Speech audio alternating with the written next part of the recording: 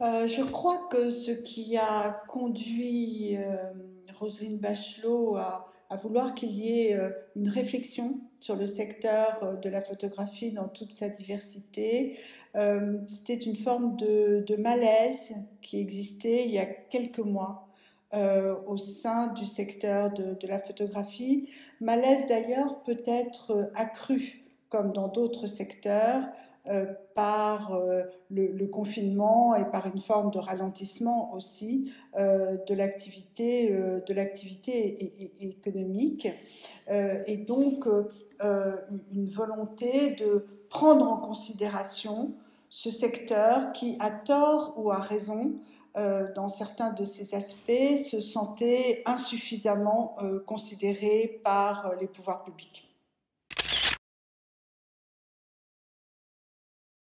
Il y a eu un nombre important d'auditions. Il y a eu 55 auditions formelles qui ont été réalisées avec les professionnels du secteur. Il y a eu aussi des entretiens plus informels avec certaines personnalités qui ont réfléchi sur le secteur de la photographie.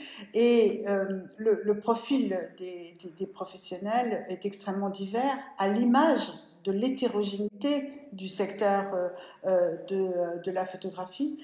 Donc il y a eu des universitaires, des chercheurs, des organisations professionnelles représentatives du secteur de la photographie, des artisans, des organismes publics, je pense en particulier au CNAP par exemple, un certain nombre d'associations également qui ont une forte visibilité et qui sont très importantes pour ce secteur. C'est 5 axes en réalité forts qui ont été dégagés. Un axe qui est très actuel, qui est étroitement corrélé à la transposition de la directive sur le droit d'auteur de 2019, c'est le renforcement et le respect du droit d'auteur dans le secteur de la photographie, de manière adaptée et appropriée à la diversité de ce secteur. C'est aussi le soutien à la création, puisqu'il faut prendre en compte cette dimension de la photographie en tant qu'œuvre œuvre de création. Le troisième axe, c'est le nécessaire soutien aux différents acteurs de cette sorte de filière aussi qu'est le secteur de la photographie. Je pense en particulier aux agences photo qui ont besoin d'être prises en compte, dont le développement doit être peut-être davantage accompagné. C'est aussi, et ça c'est un quatrième axe de réflexion, la protection du patrimoine, parce que la photo, bah, c'est une représentation du monde, donc c'est aussi une représentation de la mémoire de l'humanité. Donc c'est extrêmement important qu'on puisse la conserver, la numériser de manière durable. Et puis enfin, et ça c'est tout à fait capital, le cinquième axe, c'est le soutien de l'éducation à l'image. C'est d'ailleurs un point commun entre le secteur de la photographie et le secteur des industries culturelles. Je pense que ce sera aussi important de voir si elles sont vraiment confirmées comme étant retenues. Euh, Parmi elles, il y a tout ce qui est autour des relations entre les photographes et les éditeurs de presse. Je crois qu'il y a un lien évidemment très fort, mais ça passe par une alliance un peu revisitée entre le monde de la photo et puis le monde de la presse. Il y a déjà eu une réflexion très importante qui avait été menée en 2014 sur la traçabilité des photos, l'utilisation des droits réservés. Il faut, à l'occasion des prochaines conventions qui seront passées avec les éditeurs de presse, améliorer les choses et améliorer le code de bonne conduite qui avait été rédigé en 2014.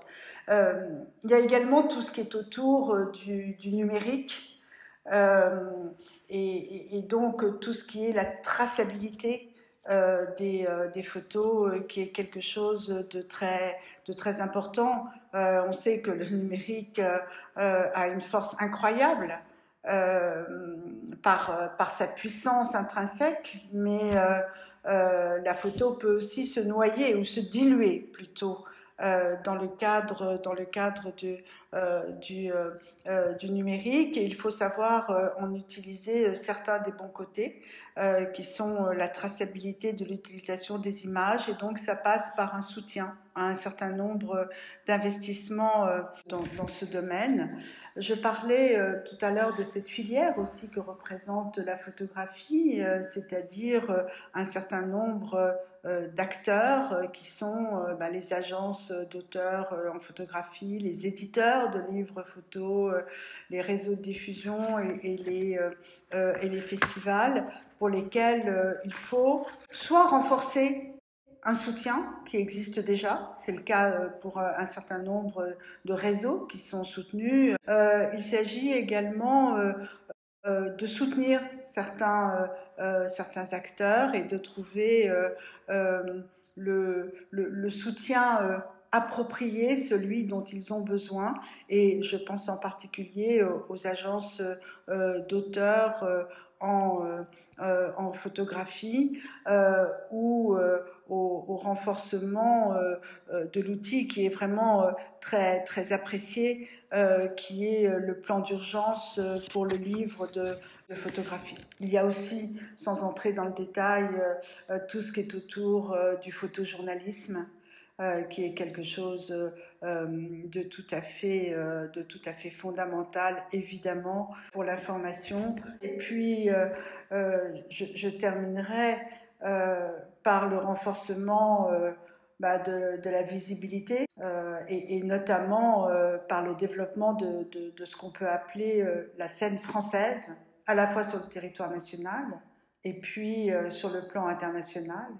Et évidemment, dans le cadre de ce soutien à la création photographique, la visibilité qui d'ailleurs se renforce, en particulier cette année. Il y a eu plusieurs événements autour des femmes photographes, mais qu'il convient évidemment de mettre en exergue et de continuer sur la durée à avoir une meilleure représentativité des femmes photographes.